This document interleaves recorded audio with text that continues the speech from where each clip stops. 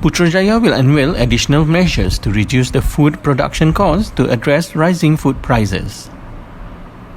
Agriculture and Food Industry Mafi Minister Datuk Seri Dr. Ronald Kiandi said the issue of food prices was discussed in the cabinet meeting recently and it would be announced by Prime Minister Datuk Seri Ismail Sabri Yaakob.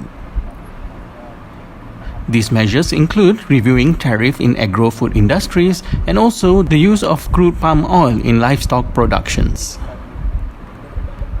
He said after the pre-launch of Malaysia Agriculture, Horticulture and Agro-Tourism MAHA 2022 at Malaysia Agro Exposition Park here today. Kiandi said the rise in input costs was the reason behind increasing food prices in the market, but he stressed that it was not unique only to Malaysia. He said this was the impact of climate change and viral diseases coupled with the pandemic situation countries had to face for the past 2 years. Kita di Malaysia masih dalam keadaan bekalan yang stabil, tapi kita berhadapan dengan cabaran kenaikan kos yang mengakibatkan bahan makanan diperoleh dalam harga yang agak tinggi ketika ini. Tetapi ini bukan unik bagi Malaysia.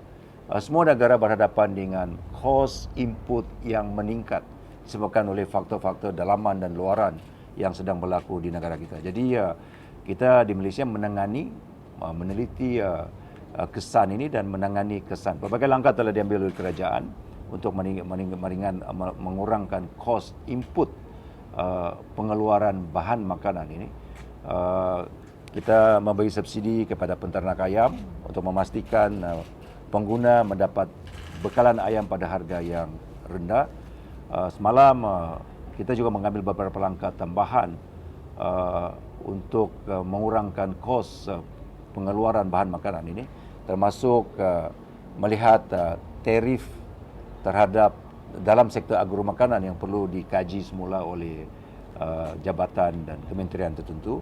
Begitu juga penggunaan CPO di dalam industri pembuatan makanan ternakan sedang dilihat oleh kerajaan untuk menampung sedikit kos yang ditanggung oleh pihak industri semata-mata untuk memastikan kos pengeluaran dalam industri agro makanan ini dapat dikurangkan bagi manfaat rakyat Malaysia keseluruhannya.